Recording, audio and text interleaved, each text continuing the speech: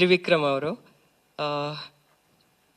Winner, first runner up, second runner up ಎಲ್ಲ ಹೇಳ್ಬೋದು. But ಪ್ರತಿಯೊಬ್ಬ ಕಂಟೆಸ್ಟೆಂಟ್, ನನ್ನ ಹತ್ರ ಲಿಸ್ಟ್ ಇದೆ, 6th ಫೈನಲಿಸ್ಟ್ ಅಂತ ಕನ್ಸಿಡರ್ ಮಾಡಿದ್ರೆ ಅವರಿಗೂ ಬಂದಿರೋಂಥ ವೋಟ್ಸ್ ನಂಬರ್ಸ್ ನೋಡ್ತಾ ಇದ್ರೆ ಈ ಸೀಸನ್ ಖಂಡಿತವಾಗ್ಲೂ ಇದು ಇಷ್ಟು ಜನ ವೋಟ್ ಮಾಡಿದ್ದಾರೆ ಅಂದರೆ ಎಷ್ಟು ಜನ ನೋಡಿರ್ಬೋದು, ಫಾಲೋ ಮಾಡಿರ್ಬೋದು ಅನ್ನೋದಿದೆ.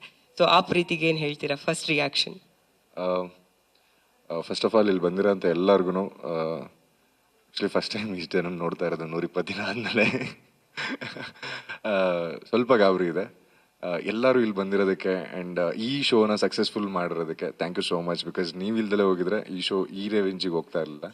ಆ್ಯಂಡ್ ನಮಗೆ ಯಾವಾಗಲೂ ವೀಕೆಂಡಲ್ಲಿ ಸುದೀಪ್ ಸರ್ ಬಂದು ಜನಗಳ ಒಪಿನಿಯನ್ ನಮಗೆ ತಲುಪಿಸೋರು. ಈಗ ನಮ್ಮ ಒಪಿನಿಯನ್ ಏನಿದೆ ನೀವು ಜನಗಳಿಗೆ ತಲುಪಿಸ್ತಾ ಇದ್ದೀರಾ. ಸೊ ನಮ್ಗದೊಂಥರ ತುಂಬ ಖುಷಿಯಾದ ವಿಚಾರ. ಆ್ಯಂಡ್ ಈಗ ಜನಗಳು ಏನೇನು ಪ್ರೀತಿ ಕೊಡ್ತಾ ಇದ್ದಾರೆ ಅದು ನಾವು ಒಳಗಡೆ ಏನು ಎಫರ್ಟ್ ಹಾಕಿದೀವಿ ಅದು madam. And end of the day Prakash sir plan and Prakash sir work. And ಅವ್ರು ಹೇಳಿದ್ರು ಈ ವರ್ಷ ಈ ಸೀಸನ್ ವಿನ್ ಆಗಿದೆ ಅಂತ.